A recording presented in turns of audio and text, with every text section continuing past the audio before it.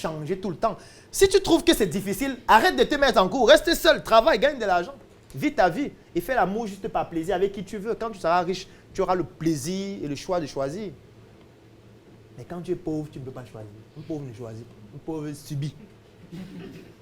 Un riche peut s'asseoir et dire, une femme qui a beaucoup d'argent peut choisir l'homme avec qui elle va faire l'amour. Mais sauf que parfois, quand elle n'a pas d'argent, elle doit encaisser parfois des phallus inutiles. Juste pour l'argent de taxi. Vice versa. Alors, donc, il y a la séparation, il y a le divorce aussi. Alors, le divorce, vraiment, je trouve que c'est quelque chose d'extrême parce que ça déstabilise ce qu'on appelle le noyau de l'écosystème d'une société. Et le noyau de l'écosystème d'une société, c'est la famille. La famille, c'est le noyau de l'écosystème. Plusieurs familles forment la société. Donc, quand il y a un élément qui déstabilise la famille, ça a une influence profonde sur la société. Et il faudrait que la raison qui a poussé à ce que ça arrive soit une raison suffisamment valable. C'est pour ça qu'il ne faut pas aussi vous marier n'importe comment, quand vous n'avez pas évalué votre étalon de plaisir. Moi, quand je vois les gens rire à la mairie, je dis, vous riez. Quand vous vous enfermez dans la chambre, il n'y aura plus de sourire. Il n'y aura plus de sourire. Quand il va allumer les bougies, colorées, parfumées, elle va poser les lubrifiants un peu partout parce qu'on va se déplacer. Il faut que tu tiennes. Le sourire, le rire est fini, messieurs. Donc, il ne faudrait pas que tu prennes une corde, tu mets sur ton cou, tu montes sur la chaise, tu attaches la corde sur un arbre et tu pousses la chaise. Il ne faut pas que le mariage te soutienne comme la corde soutient le pendu. Il ne faut pas que ta relation te soutienne comme la corde soutient le pendu. Et tu peux choisir et décider. Et la sexualité est un élément fondamental qui peut influencer sur la manière dont les choses se déroulent. Si je prends par exemple la seule fille vierge de cette salle, sauf qu'il y a une autre et elle lève la main. Est-ce qu'il y a une autre femme vierge? Ok. Est-ce que tu penses que tu peux être en couple avec un homme jusqu'à il est sérieux? Est-ce que c'est possible? J'ose croire. Est-ce que ton copain est sérieux actuellement? Est-ce qu'il est sérieux? J'ose croire. Donc il attend que ton tour arrive. Il attend que tu décides un jour que bon, c'est le moment. Et tu penses qu'entre-temps, il fait quoi? Il utilise le savon de Marseille? Ou tu lui offres les savons chaque mois? Moi, je ne sais pas. C'est des bonheurs le gombo. Ah, tu lui prépares le gombo souvent? Ok. C'est du loup, hein?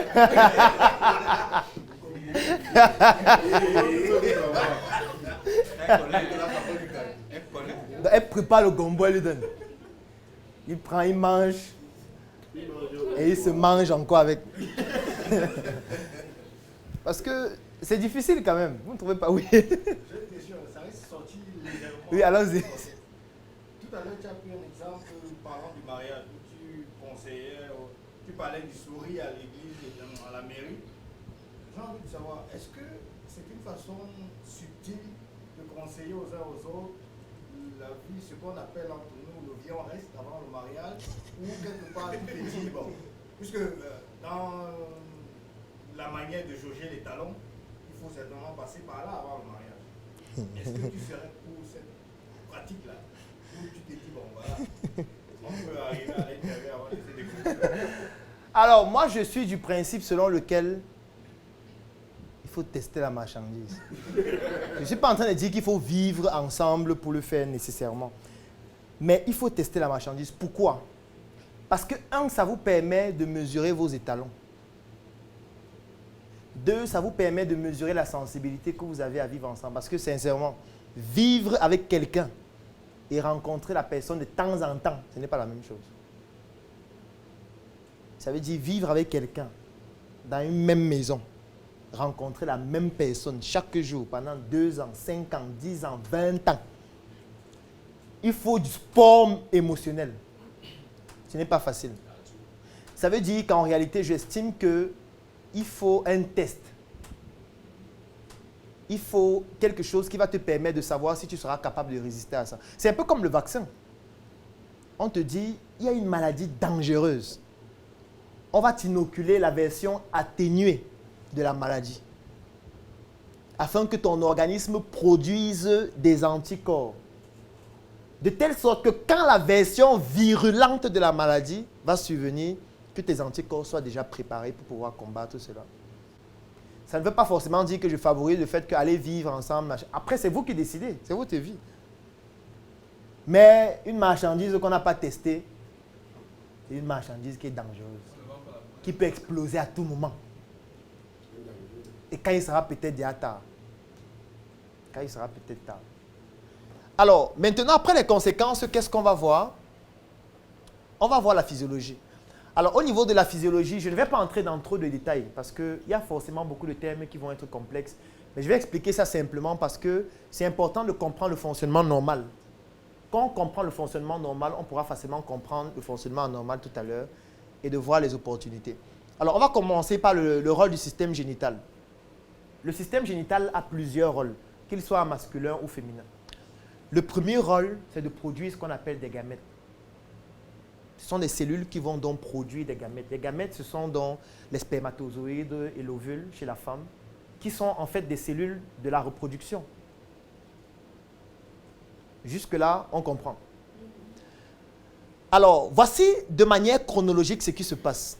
Il y a la production des gamètes mâles et femelles qui sont le spermatozoïde et l'ovule. C'est vrai que plus spécifiquement, c'est l'ovocyte. Ensuite, il y a l'union. L'union se produit pendant le rapport sexuel.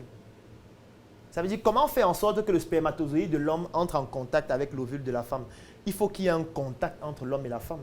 Et le contact entre l'homme et la femme, c'est donc l'union qui se produit par copulation. La copulation, c'est le rapport sexuel.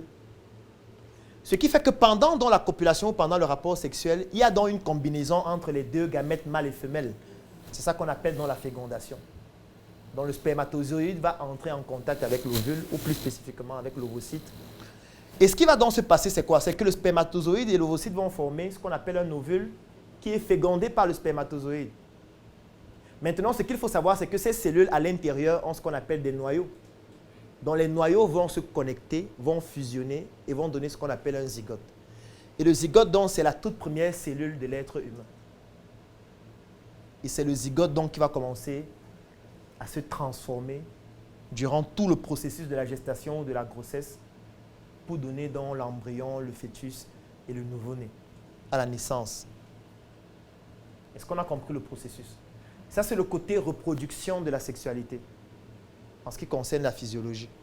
Alors, la deuxième chose qu'on va voir ici, c'est ce qu'on appelle des structures homologues. C'est vrai qu'il y en a plusieurs, mais j'ai juste cité deux. Alors, chez la femme et chez l'homme, on a le testicule et les ovaires qui ont la même fonction. Chez l'homme et chez la femme. D'autres organes homologues, c'est ce qu'on appelle le pénis et le clitoris.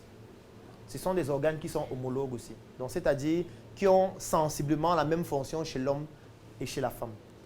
La troisième chose qu'on va voir, c'est ce qu'on appelle les gonades. Les gonades vont produire quoi? Il y a ce qu'on appelle les gamètes qu'on a vu tout à l'heure, les gamètes mâles et les gamètes femelles. Ensuite, il y a les hormones sexuelles. Alors ici, c'est très, très important. Très, très important de comprendre le rôle donc, de ces différentes hormones dans l'organisme. La première chose qu'il faut savoir, c'est que ces hormones s'appellent les hormones stéroïdes. Il y en a des hormones mâles et des hormones femelles. Chez les hommes, ça s'appelle les androgènes. Et chez la femme, il y en a principalement deux, c'est l'estrogène et c'est la progestérone. Alors ces organes, ou plutôt ces hormones, ont une influence non seulement sur les organes génitaux externes, masculins et féminins, mais aussi sur beaucoup d'autres parties de l'organisme. C'est pour ça qu'après la puberté, le développement des caractères sexuels secondaires chez l'homme et chez la femme ne se produisent pas de la même façon. Parce que ces organes, ou plutôt ces hormones-là, ont des actions différentes en fonction des différentes cibles, que ce soit des cibles sexuelles ou des cibles qui ne sont pas sexuelles, comme la peau, comme par exemple le visage, comme par exemple certaines autres hormones, les cheveux, etc. Alors, on va voir donc quelques caractéristiques. Alors déjà, le principal rôle, c'est le développement, le fonctionnement des organes génitaux et les pulsions, y compris les comportements sexuels. C'est pour ça que lorsqu'une femme a beaucoup d'hormones androgènes, qu'est-ce que ça produit? Pardon? Oui, plus de pulsions, c'est possible. Quoi d'autre? Bon, ce n'est pas un terme scientifique, ça. Pardon? Hypersexualité. C'est-à-dire, quand tu dis hypersexualité, qu'est-ce que tu entends par là? Une tendance à vouloir se rapport sexuel. Non, voici ce qu'il faut comprendre. Il y a des hormones stéroïdes hommes qui sont principalement des androgènes. Il y a des hormones stéroïdes femmes qui sont principalement de l'œstrogène et de la progestérone. Mais ça ne veut pas dire que chez l'homme, il n'y a pas aussi l'œstrogène et la progestérone. C'est juste que les proportions sont beaucoup plus faibles chez l'homme. Et chez la femme, en ce qui concerne les androgènes, les proportions sont beaucoup plus faibles aussi. Mais il y a des femmes qui ont beaucoup plus d'androgènes qu'il n'en faut. Qu'est-ce que ça entraîne comme conséquence? Possible. Quoi d'autre? Oui, c'est ça qu'elle expliquait. Ces ont beaucoup plus d'androgènes, ces ont beaucoup plus d'hormones masculines en elles que féminines. Pour être un peu. Oui, ça peut modifier la morphologie du corps. Vous allez voir des femmes qui ont une morphologie un peu comme celle des hommes. La pilosité, notamment, vous allez voir des femmes qui ont de la barbe ou alors qui ont des poils aux endroits où on les retrouve en général chez les hommes. Quoi d'autre? Là, on est déjà sur les hémaphrodites. Ça, c'est très important, la modification de la voix au niveau du larynx. Elles auront une voix qui est un peu plus grave. Quoi d'autre? Musculature. La musculature, oui, bien évidemment. Les muscles seront un peu plus volumineux.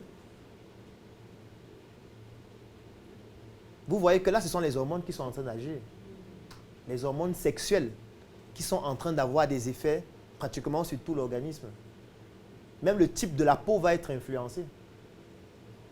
Ce sont des femmes qui vont avoir, par exemple, beaucoup d'acné parce que les androgènes potentialisent le fait d'avoir des peaux qui sont plus grasses et qui sont susceptibles d'avoir beaucoup plus d'acné parce qu'il y a une production beaucoup plus importante de sébum et qui peut s'inflammer, et qui peut s'inflammer à tout moment et produire donc de l'acné, qui sera certainement une acné inflammatoire.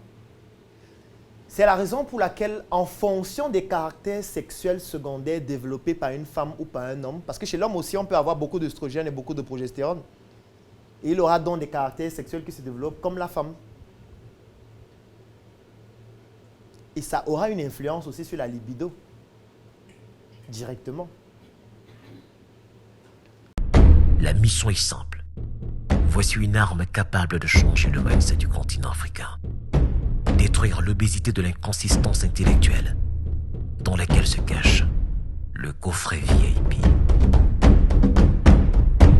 Il possède une arme contenant 200 heures de formation et 8 ans d'expérience entrepreneuriale. Recevez le pouvoir de devenir une meilleure version de vous-même. Armez-vous de cette clé pour une réussite entrepreneuriale.